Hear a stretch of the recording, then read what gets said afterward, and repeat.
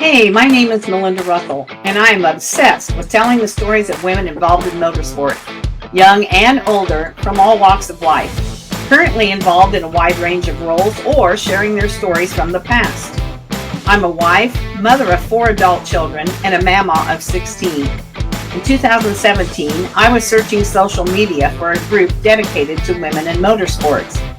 When I didn't find what I was looking for, I posted a message to a few racing pages to see if any women would like to connect with me.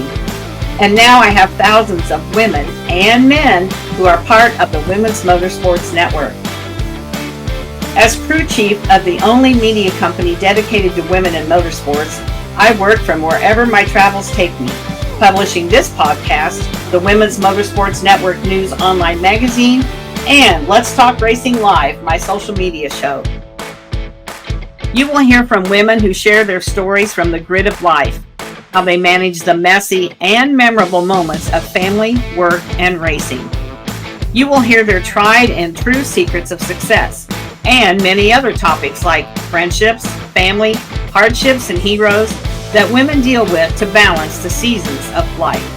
So grab your favorite beverage, pull up a seat, make sure you are comfy, and get ready to be inspired and encouraged from the stories on the Women's Motorsports Network podcast. Are you a female in motorsports? GoFastGirls.com apparel for the race enthusiast empowers women to fiercely pursue their dreams in action in motorsports, instilling them with confidence and unwavering determination. A Go Fast Girls empowers incredible speed, unwavering effort, and success. Go Fast Girls has emerged as a prominent force uniting women from all walks of life who share a passion for racing. Check us out at GoFastGirls.com today.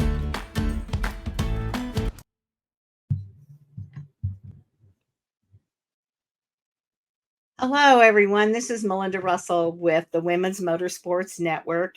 And Taylor Kitchen is my guest today. Welcome, Taylor, to the show. I'm excited for you to be here. We had a little bit of technical difficulty on my end, but now everything's going great. And I know this is going to be a wonderful podcast. And so I'm excited to get started. Taylor, let's start with a little bit about yourself. Just tell me a little bit about who is Taylor Kitchen. Oh, Taylor Kitchen is so many things. I think that's what makes me kind of interesting is, I didn't start off in motorsports. I started off, doing dance, doing soccer, in theater. I'm a triplet. So a lot of my life was spent growing up with 2 of my best friends in the world, my brother and my sister, and small town kid, college kid, go Falcons, BGSU. But I think just to say who I am is such a complicated question because we're all made up of so many wonderful things. So that's exciting. You're a triplet. Yes. And then do you have other siblings, or is it the 3 of you your mom said that's enough? Oh, yeah, we were enough. That was enough. But we were good kids. So, I think we made it the easiest on my parents as triplets could possibly make it on their parents. Yeah. And your brother then, he was outnumbered, 2 girls to 1. Yeah, he was the middle one of all of us, but yeah, outnumbered. But no, that's okay. Okay. And were you all born on the same day? Because sometimes at midnight you can have different birthdays. Yeah. No, we were all born on the same day. I was the oldest. My brother, his name is Jared. He was the middle. My sister Lauren was the youngest, and we were all separated by a minute. But we still carry those roles of like the youngest, middle, and old. Youngest, middle, and oldest child. We have those roles still, even though we're like a minute apart. That's funny. Yeah, that is funny. I wouldn't have even thought about that. And how about pets? Do you have any pets? Yes, I have a lovely doodle dog named Daisy. She's a Labradoodle. She's 15 years old, and she still has Really? her pup. Yeah, she's still puppyish though. Like she'll still like run and play. She sleeps a lot more now than typical, Yeah. but love Yeah. her. We have an older dog. He's basically a mutt, but he's a Springer Spaniel, Dalmatian, and Boxer. Dalmatian. He's white with some spots, but they only show up when he's wet. Oh, okay. But and he's about 15 years old, and he just sleeps too. And Yeah. then a year ago at Christmas time, we got a Shih Tzu puppy. Oh my goodness. And that's really my dog. His name is Crew, like Pit Crew. And he just wants Oh, to play and do all these things. And our other dog's name is Chopper. And Chopper just looks at him like, just leave me alone. I'm old, and so it's kind of fun to watch him yeah. interact. But they are best friends. Oh, I love Yeah, they that. like sleep snuggled up together. It's so cute. Yeah, for sure. I love that. I'm such a dog person. I love dogs, so I love it. Yeah. Well, my family laughed when I said I wanted one of those dogs because I was never really a dog person. But Okay. after we started going to the RV resort with our RV and everybody had little dogs, and I got the bug. And so he is just the best little dog. He's just I said to my husband, it's the best thing we ever did was get this dog. So Oh gosh, I'm for so happy sure. for you. I love it. Yeah, That's awesome. absolutely. So Taylor, you said you didn't start in motorsports. How did you get involved then? Tell me your story. Yeah, motorsports came to me a little later in my life. I would say I'm 24. It sounds like I'm old. I'm not. But when I was 16, I started watching NASCAR with my grandma. She was a fan as long as I can remember, and she would always have the races on each weekend. And when I was younger, I was like, "This is lame. Like this is just going in Yeah. circles." I didn't understand it. And it just wasn't my thing. I didn't grow up in that area. I didn't grow up in a town in a place that talked about NASCAR. So I don't even know what provoked me to watch this particular race in full with her, but it was an Xfinity Series Texas Night Race. It's one that Kyle Busch won in 2016, and after watching it, I was like, okay, this is actually pretty neat because I was actively listening, I was engaged with it, and so from there, I got onto Twitter and I just talked about NASCAR literally nonstop all the time. I had so many people that were my friends on follow me because they're like, dude, this is just a NASCAR account now. I can't handle this. So Yeah. 2017, I went to my first in-person race. My grandparents, they camped at Kentucky Speedway since the Cup Series started going there. And they brought my siblings and I. And at that point, I just fell in love with it. And I knew but then and there, I wanted to be a bigger part of the industry. I just had no clue how and what. And it wasn't until I went to college that I kind of found where I wanted to be, and that was kind of in the media PR realm of the sport. It took a bit to get there, but that's kind of how I got into motorsports and NASCAR in particular. Well, that's awesome. So the grandmas like me, we're the ones that get our grandkids interested in motorsports. So that's a fun story. And does she have a favorite driver? Her favorite was Dale Earnhardt Jr., and now she can't stand him. She's very upfront about it. Really? Yeah, See, I think he's I a don't great know. announcer.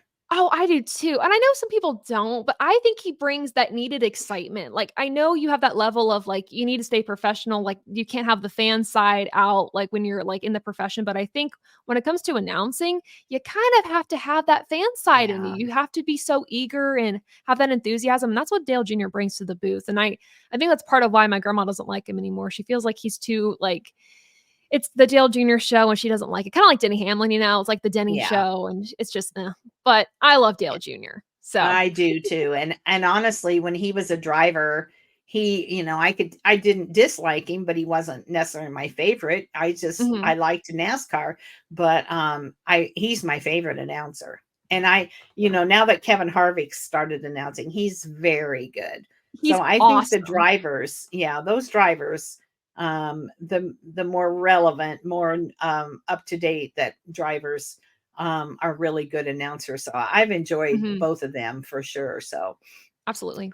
hopefully he'll be back at NBC because I heard he doesn't have a contract yet. So That makes me so nervous. I hope so too. It would be a real shame if they decided not to re-up it. Because I'm sure, I mean, I don't know what he wants to do, but if he wants to leave, fine. But if he wants to stay, get that man a I think he contract. wants to stay because if you Yeah. listen to his podcast, I think he wants to stay. But I'm sure Mhm. it's not cheap to have him either. But he Right. brings a lot of credibility to NBC, I think, for Yes. that. So anyway, we kind of went down the rabbit hole. But anyhow, so so you went to college. You decided you wanted to do something with media. So go from there. What happened? What were the steps? Yeah, so I went to college. I actually auditioned to be in my school's musical theater program. That's how it all started. And I literally, in that audition, I walked out to my mom after I did one of my monologues and I was like, this is not what I want to do. I don't want to audition for the rest of my life. This is awful. Like, I've always been a storyteller, whether it's creative writing. I used to actually sing a lot as well. And so I would like write little songs in like a journal, whatever. And I was like, I'm just gonna perform and do that, and like that'll be fine. And so then the college audition happened, didn't want to do that. So then I was like, okay, well, I did film. I ran a film club in high school, and I was like, I'll go into film production. And so got into college, did the film production route for like a semester, and then I was like, well, I actually don't like watching movies. So I'm like, why am I doing film? And then that led me to, okay, what other storytelling paths, what do I like? And I like to just sit down and talk with people about their lives, about their experiences, and learn from them. So after several major changes, I went the journalism route. Broadcast journalism is my major, what my degree is in, and my minor.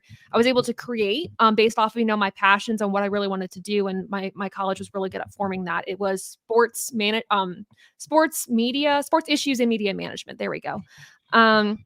So, through college, I had the opportunity to do rinkside reporting with the CCHA for my college's hockey team.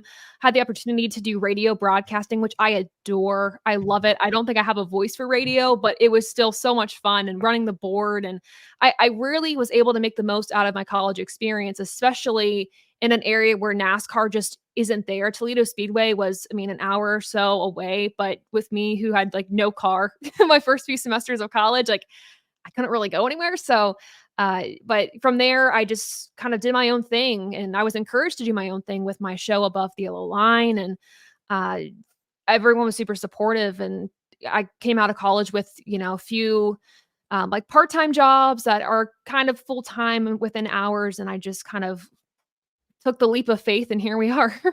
Yeah. So tell the audience what do you do now? What are you up to?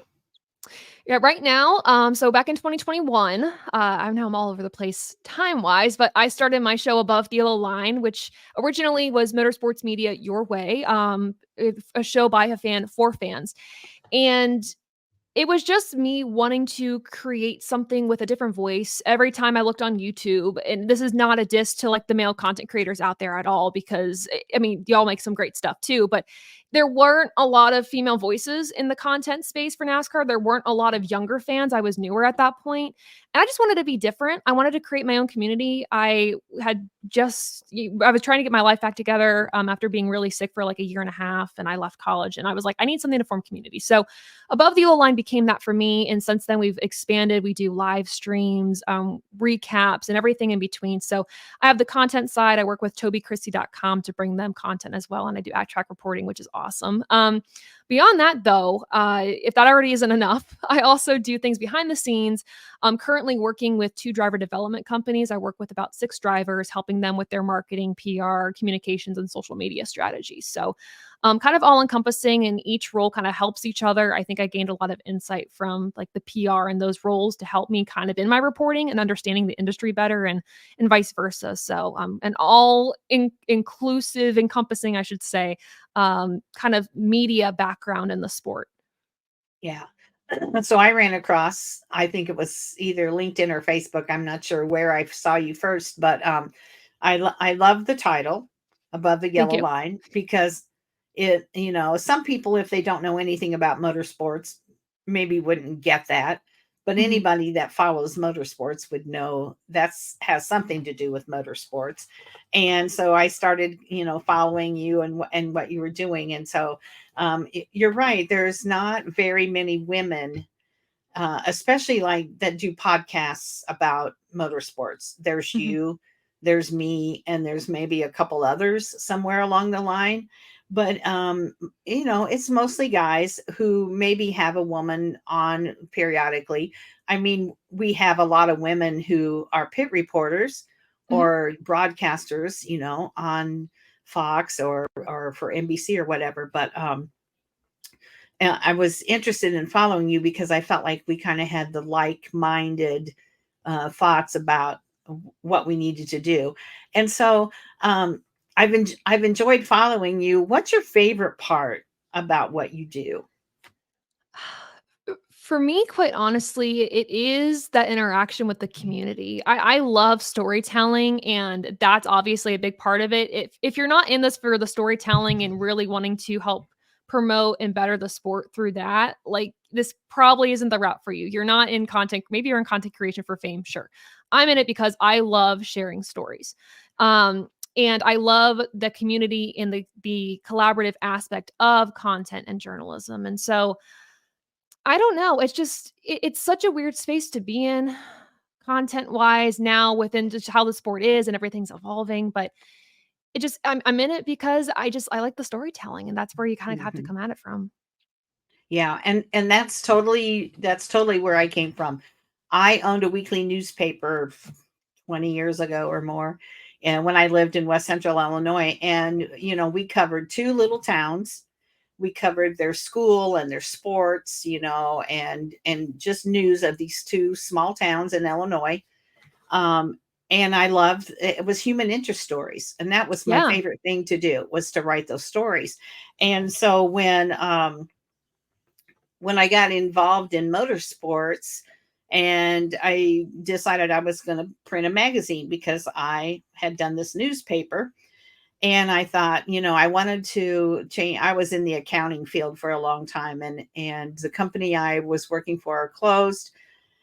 And so I was ready to do something different anyway, and started this online magazine. And when I say online, that's the way everybody reads nowadays. Okay. Mhm. So I had several people at some major motorsport publications tell me that I should do an online magazine. If they had it to do over, or were starting when I started in 2017, that online's the way to go, because Mhm. printing costs were going up. People don't take time to sit down and read a magazine that much anymore. Although if you go to Barnes and Noble, there's a ton of them. But Oh, yeah. Oh, I love I Barnes& and Noble. disagree, because I love magazines and books. But Same. um, and so they said, they all said do an online magazine. People can read it on the go on their phone.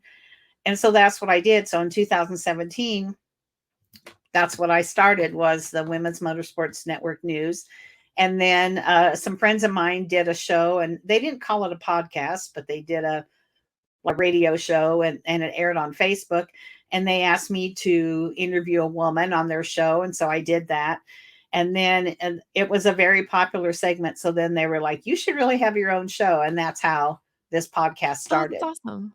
Yeah. So, Yeah. and then just recently, it's all about content, right, Taylor? Mhm. And so everywhere you read, if you read like I do, which I'm sure you do too, and learn how to share your content, it's to repurpose it, Yeah. do do something in a different way. So recently, then I just started with the January issue of the magazine, and I am recording the stories that I wrote. So I wrote a story, and now I'm recording it, and then I'm sharing that on social media. And so that's another way for the story about that woman to get out, to where she can get her story told. And like you said, you love sharing the stories, and that's exactly what I'm doing, because so many women have such great stories, like you, Mhm. like you. I didn't know you were a triplet.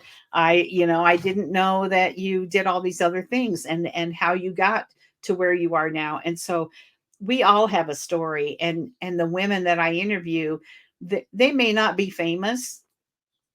Some of them are more well known than others, but it doesn't matter, because they still Mhm. have a good story. And that's Mhm. what I like about what I do. Sounds like it's the same for you. Yeah, for me, it's always fun to find the stories, and this is something too, like, from the PR side, you're always trying to figure out with your drivers, what's their story? How do I promote them? What makes them unique? What makes them interesting? Or because a lot of times when you're trying to pitch a driver, especially, you have to look outside of like, all right, they just had a race win, that's great. A news outlet can talk to them. But let's say maybe they have a lull in their season, they're getting decent stats, but it's like, okay, how else do I promote them? What's your story? What do you find that you're passionate about outside the car? And I love to look for those bits and pieces. Hmm. I don't know. It's always fun to figure out what drives a person. outside of the race car. And that to me is almost more interesting than a race win, than a race Yeah. stat, and an impressive thing. And those make really good and fun interviews. And you also mentioned something interesting too that I wanted to circle back to, which was like the repurposing of content. Because that right now, it's such an evolving game. Like every single day, the content that you need to produce is different. Mhm. You might have a whole formula 1 week that works out for you. You get the good views, like to be able to, pay the bills, etc. And then the next week, the same formula doesn't work. And you're like, Right. okay. And you have to just like constantly evolve it. And it can get exhausting. But Yeah. and then too, like for different platforms, like something I make for TikTok, I need to re-edit for Instagram and it like takes twice as long. So like Yeah. I totally get that too, but everything's so digital now. And but the storytelling aspect on digital platforms, like the recording of the stories, um, is something big, and then turning those into the podcast and everything like that. So yeah, digital is the way to go, and storytelling digital wise right now is big. Well, and just I think that people want to know who they are. We Yeah. see them on the racetrack. We know what number car they drive or who do they drive for. But I want to know, who is Daniel Dye? That's just Yeah. one that comes to mind. Who is Justin Allgaier? He's one of my favorite drivers because he's originally from Illinois, Riverton, Illinois, and that's where I Yeah. was. I was originally from Warsaw, Illinois, but he was an Illinois guy. What about Eric Jones? Eric Jones, started out at Berlin Raceway, a little over an hour from me. And so that's great. I know that. But what else what else, what does he like? He likes to Mhm. read. He just got married. Those are the things that people are interested in, Mhm. we don't want to go to where it's the gossip magazine, but we No. also we want to share who are you outside of racing. Mhm. And I think that's why fans tend to follow one driver or another. It's not necessarily because of how they drive or how many wins they have. It might be because who their sponsor is, and it's Right. a sponsor that they really relate to, or it might be that they're a triplet, and so, oh, he's a triplet, I want to follow him. You see what I and so that's, to me, an important part of the storytelling that we do, Mhm. is that we let people know who you are besides your motorsports history. Right. I don't know if you watched the NASCAR Full Speed documentary, on Yes, I Netflix. did. Yeah, and one thing that stuck out to me, I think we think of Christopher Bell as very one-dimensional, and this series really gave him, I don't wanna say personality because everybody has a personality, but we were able to learn more of who he was. William Byron, for instance, I love the show Lego Masters, love it, and he was on an episode of that show, 2 seasons ago, and I was like, "Why William Byron?" I get it's because like, there's, like, a Fox connection, but I had no clue until I watched the docuseries that he's really big into Lego. Uh-huh. So I was like, okay, like another reason to like William Byron if I didn't Right. already. It's like just down to earth, loves to build Lego. I love building Lego, like on the Yeah. side. Like that's one of my chill activities I love to do with my boyfriend. And so I was like, we can connect. So you're absolutely Right. right. We want to know who these people are. Yeah. Yeah, and, I've heard lots of comments about that show. I thought it was very well done. Yes. Mhm. I was never a Denny Hamlin fan. I wouldn't say that I disliked him, Mhm. because I don't really dislike any of the drivers. But he wasn't my top driver. Mhm. But honestly, the more I've listened to his podcast, the Mhm. more, and then after watching that show, um he's he's become more real to me. And Yeah. the fact that he is what he is on the racetrack, I'm okay with that. Mhm. If they, and like you said, William Byron, Christopher Bell, they don't have really those outgoing personalities like Kyle Busch. And Right. that's my favorite. That was has always been my favorite driver. So they don't have those outgoing, personalities that maybe rub people the wrong way or create energy at the racetrack. Even if it's negative energy, Mhm. it still is energy. But Danny's like, hey, this is who I am. I'm a dad. And from what I see, he's a pretty good dad. Mhm. And then, seeing his girls, and they cried when he lost. And I mean, it just makes you feel like he's more of a real person Yeah. than just that obnoxious race car driver that he appears to be when he's racing. Right, and I will say, like, I used to not like Denny Hamlin. When I started off as a fan, it was because of him and Chase Elliott. When he took Chase Elliott out of his first win so many years ago, I was like, "Oh," because I started off as a really big Chase Elliott and Ryan Blaney fan, and I was like, "All right, we don't like Denny Hamlin now." And over the years, I'm like, "Okay," like, I understand why I didn't like him because I was mad in the moment. But when I took a step back and I was thinking, "Okay, who is Denny Hamlin? Like, what is he actually?" I understand on the track he can be a bit of a menace, but, through the years of him, starting that podcast, doing the NASCAR Netflix docuseries, just following him on social media, really learning to Mhm. appreciate his skill, he's now one of my favorites, especially Yeah. too when it comes to interviews. He is so insightful. Him and Kevin Yes. Harvick as well, which is why going back to Kevin Harvick in the booth, why he's so fantastic is Yeah. the insight that they can provide in the detail is really good. Yeah, I agree. And so I watched the Formula One series, Mhm. and I was never a Formula One follower, Same. but following that series made me more interested in the Mhm. drivers. And then I was like, gosh, NASCAR needs to get with it. Well, they did finally get with it. And so I hope they continue it. I hope they do more. People were like, oh, well, they only followed this driver and it was the Denny Hamlin show. Okay, well, like he said in the podcast or in the Mhm. show, they wanted full access, or they wanted as much access as they Right. could, and he gave them full access. Yeah. And if you weren't willing to open up and do that, which I can see why some people wouldn't want to, Mhm. then okay, but then don't complain about who's on the Exactly. show. And hopefully they'll do more of those, and they'll highlight maybe some other drivers. But I really enjoyed it, and I hope they do more of those. Yeah. If you met a little girl at the racetrack and she said, I love motorsports, um, what would you say to her about getting involved in the field of motorsports?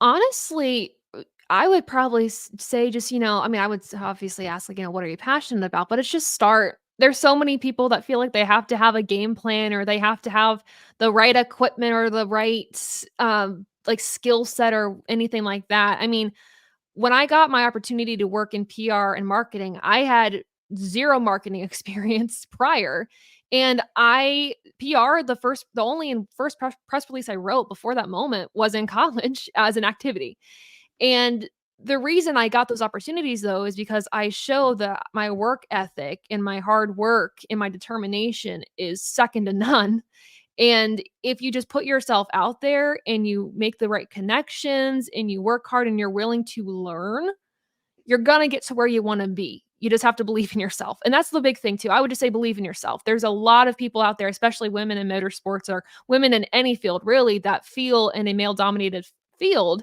that they can't go anywhere or they can't Mhm. reach somewhere higher or whatever. Even too, I have a chronic illness that has impacted my life greatly. I feel like, oh my gosh, I have to maneuver my life around this illness sometimes. Can I reach the highest highs of what I wanted to reach? And I know if I put my mind to it and if I forge my own path, I can Mhm. do it because I've done it. Like, Right. so it really is like believe in yourself, make those connections and forge your path is what I would say. Yeah. I agree with that Mhm. 100%. Mhm. Yeah, for sure. I talk to so many little girls, and it's funny to watch how the younger they are, the less intimidated they are by Yeah. the boys, and then they kind of get to an age where if they are being, you know, I don't know what the word is, if they're being harassed or whatever, Yeah. Yeah, yeah. but it's usually parents. It's not usually the kids anyway. And then they reach to the other side of that where they get old enough where they're like, "Hey, this is me. This is what I want to do, and you're not going to stop me." And so they kind of Yeah. go through those transitions. But little girls, they're not one bit usually intimidated by the fact that they might be the only girl on the track. And I love Right. that. Yeah. Yeah. No, I love that. Yeah, I That's love awesome. that for sure. So you're involved with the social media aspect more so than a lot of other things. You're not a driver. So let's talk about that a little bit. Mhm. Um, what is some advice you would give to a driver, let's just say drivers for now. What advice would you give to a driver about social media? What should they be doing it? Should they hire somebody? What kinds of things should they be sharing? Give a little insight to the drivers that might be listening. Right. I think, and this is also just experience of working with my own drivers as well. But if you don't believe that you should be putting effort into social media, you're wrong. Just blatantly, bluntly, you're wrong. Social media is such an important tool to share your story, especially if Mhm. you are a young driver starting out. Maybe you're not able to get media opportunities because your name just isn't kind of in that space yet. Media and you controlling your own social media is you telling your story and controlling your narrative. And if a driver has a story they want to share, social media is the way to go. Don't just go onto Facebook, also go onto Instagram, TikTok, Twitter, Snapchat, though I'm not a fan of Snapchat just personally, but any outlet you can, make it work for you. I have seen drivers like Ryan Vargas, for example. He is fantastic with social media. Mhm. He's really good on TikTok. He got a sponsorship from TikTok. And Yeah. he put in the effort and the time himself to make that happen. And that just goes with drivers. I feel a lot of times drivers get in the trap and the mindset of, well, I'm a race car driver. My job is only in the car and reviewing my footage outside the car. That's not it. You also have to be able to market for yourself. That is big, especially when Yeah. you're a younger driver and your name's not totally out there. If you go out by yourself and market to a company, that's big. And they're going to be like have major respect for you showing up and marketing yourself and sharing your story. Yeah. Social media, I would also say advice for that too is hire a videographer for sure. In the meantime, maybe have family help you out, get video. Photography, maybe hire a photographer if you don't have that budget. Again, your phone and good lighting is all you Yeah. need. Right. But at the end of the day, social media does really well, drivers who are out there, when you're the one controlling it. Mhm. Obviously, Denny Hamlin has his own social media manager, but he's also on social media a lot himself, and he's Yes. created his own identity. So same thing goes for these grassroots racers and drivers that are younger, drivers that are maybe in truck, ARCA.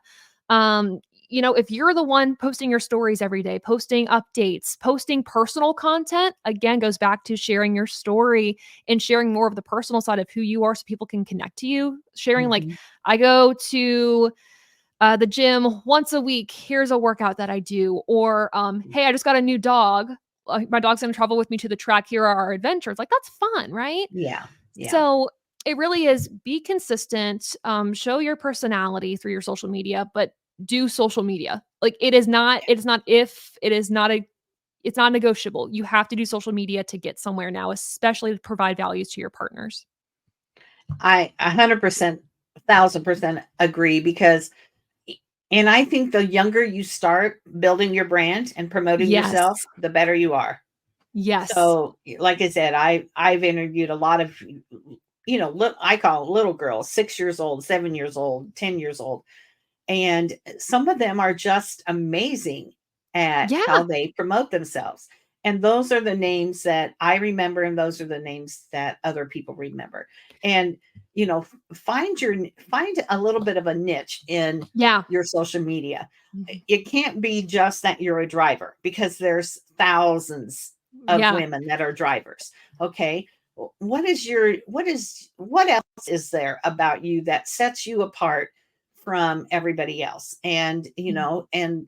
um there's a young gal I interviewed not too long ago. Her name's Maddie Turley, and she came up. She's Mopar Maddie. So you're Oh, I not love going to that. forget Mopar Maddie, Right. right? For the name. And so come up with something that is relatable and is really part of who you are, but that gives people a reason to remember you. And Mhm. you're not too young to start. Maybe your mom needs to help you when you're 6 years Yeah. old. Probably mom needs to do it when you're 6 years old, but don't say, well, I that's for teenagers, or that's Mhm. for, no, it's not. You need to And start now. And I honestly think even too, it's not just, oh, that's for teenagers or whatever. Oh, it's more so the mindset of, oh, that's too much work, or oh, I don't know how to do that. I don't really wanna, or that takes too much time posting. Like, it never takes too much time to make a post, like 5 minutes top. If you want to make a video, maybe 30 minutes, depending on how like good you want it to be, how much involved you want it to be. If it's a longer video, fine. But the mindset needs to shift between, "Ugh," to, "This is gonna help me." Like, Right. it's that mindset shift that I think a lot of drivers need to do with a lot of the smaller tasks or a lot of the non-driving tasks that are going to help them succeed. Well, and the other thing, I've had when TikTok first came out, I had a woman that said to a driver, "Oh, you don't want to be involved with that." Very negative about TikTok. Mhm. And I spoke up and I said, "Well, I disagree with that. Uh-huh. There is nothing more visual than TikTok. Right. And we have a very visual sport. Yes. If you're following baseball on TikTok, no, doesn't Mhm. happen fast enough usually. It would have to be little snippets. But a couple laps around a track on TikTok is pretty interesting to watch. Yeah. And and it's not any different than any other social media. You have to be careful. You have Yes. to be smart about what you post and don't post. But I think TikTok is a great media platform for race car drivers. So, Mhm. figure out, the other thing is, and I'm sure you probably tell your drivers this, you can't be on everything and do a good job. Correct. So pick a couple of them that are good, Instagram and TikTok or whatever they might Mhm. be. Pick a couple of them that you kind of enjoy doing. And then, once in a while, maybe, post that to another, post it to Facebook, post it to something else. But you you have to make it fun. And that Yeah, way, when you make it fun, then it's not oh, I have to do this. exactly. You have to find the fun aspect of your social media. Yes, 'cause it if you don't think that it's fun and you make it a job, it is going to feel like a job, and granted, that is my job. So Right. but you always have to be excited about it, and, it's really fun for me. One of my drivers, his name is Howie, he is always sending me, like, content ideas. He's like, "Hey, what if we do this?" And, like, that's always exciting for me because he's super actively involved in his Yes. content. Though I manage it and I help him put content out and I edit it for him and I send ideas, he's like, "Ooh, but I went here today. Why don't we do this?" And that's so exciting for me, and he's made it Yeah. more fun as opposed to a job. So I 100% agree with you. Right. And if you look at ARCA and up from there, or you look at NHRA, whatever race series it might be, um, you know, people are starting at such a young age Mhm. that they need to, like I said, start the brand and get going, but they have to be consistent about it. And I think you mentioned that. Yes. And, they may start when they're 10 years old and they have 100 followers. But if they're sharing good content and they're Mhm. fun about it and they're showing the good and the bad sometimes, or Yeah. funny things that happen, then by the time they're 16 or 20, they've got 10,000 followers. And so, that's kind of what we want. We want people to follow, to watch you, to support you, even if it's just on social media. um, there's a race car driver that grew up in Cave Creek, Arizona, Taylor Cool. Kuehl is her last name. She moved when she was 18 years old. She moved to Iowa because the racing in Iowa was better for what she did. Moved there by herself. She works as a real estate agent now, and she is a great example of how to grow your social media. Mhm. She had a friend that helped her some, and they just posted all kinds of fun things. And like today, she's driving back to Iowa for the season, and she was posting, "Oh, Iowa cornfields and cows." And there's not a lot of cornfields and cows in Cave Creek, Arizona. And so Right. she was sharing, and that's what it takes. It Mhm. People feel like they know you, and then they'll follow you. And the more that you post outside of the car, the more people are going to follow you, because there's only a handful of you that are inside the car. Right. No, 100%. Yeah, absolutely. So, Taylor, what have I not asked you about that you want to share? How do people follow you and watch your show and all that? And then anything that we haven't discussed that we should have? Ooh, that's Yeah, good. I always love asking that question during interviews. I've never been asked that though, so that's fun. I think for me, a lot of it is we've talked about this already a little bit, but it really is just like just do it. I mean, if you're passionate about something, I don't care if it's motorsports, if it's cooking, if it's becoming a president, whatever it is, just like go after it. There's so many times in my life where I've just kind of been frozen by fear, Mhm. and where I've been frozen by what I feel my limits are. But I stepped into the scary. I kind of stepped into the unknown, and you learn really quickly, or maybe over time, that okay, what I thought my limit was is not my limit. I can push it a little bit more. Something that you think is scary is not actually so bad. You push it. I think Brad Keselowski, and I don't remember the right quote, but it stuck with me. Brad Keselowski once said a quote where he's like, "If your dream isn't scary, it's not big enough." I have that. And I have that on my wall somewhere. because I'm like, I I'm sure he printed wasn't that the on a first one to say it. poster. Oh, If your really? dreams aren't big enough, if your dreams don't scare you, they aren't big enough.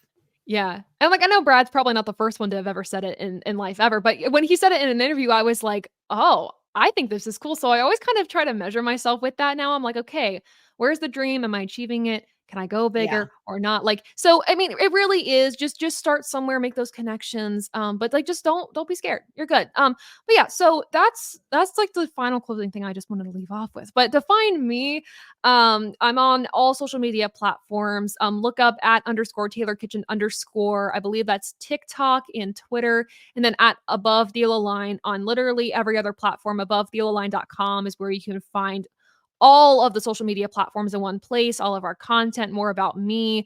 Contact information there as well if you want to reach out for advice. If you're a driver looking for advice as well, like we're willing to chat. So yeah, just feel free to reach out and find me on social media. Okay. The social media gal is on social media, so figure that. Well, Taylor, I'm glad we were able to get this going today. We did have a little issue at the beginning, so but we pursued. You didn't give up on me. You stuck around, and so I'm Absolutely. glad you did. I'm glad you did. Yeah. I enjoyed learning more about you today and talking with you. So have a good rest of the week. NASCAR is back in full swing. Football's Woohoo. over.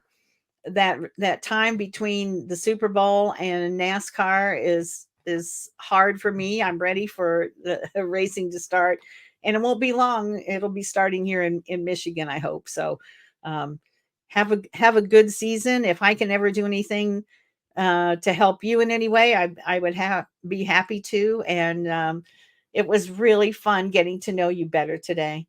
Yes, thank you so much for having me. Thank you.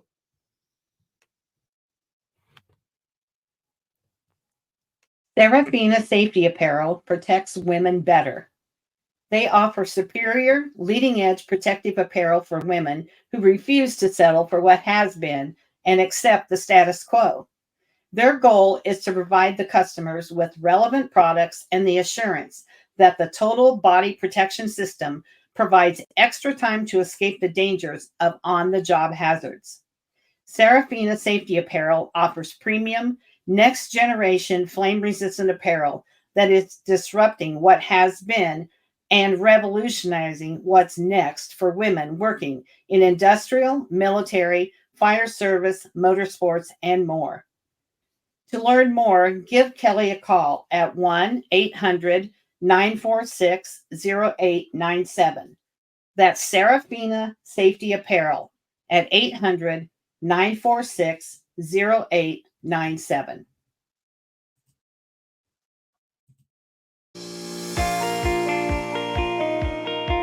Thank you for listening to the Women's Motorsports Network podcast. Subscribe to my show and follow me on Facebook, Instagram, LinkedIn, and YouTube. If you or someone you know would like to be featured in the Women's Motorsports Network News online magazine, this podcast, or Let's Talk Racing Live, my social media show, contact me via Messenger on Facebook at Melinda Russell, or send me an email at womensmotorsportsnetwork@gmail.com.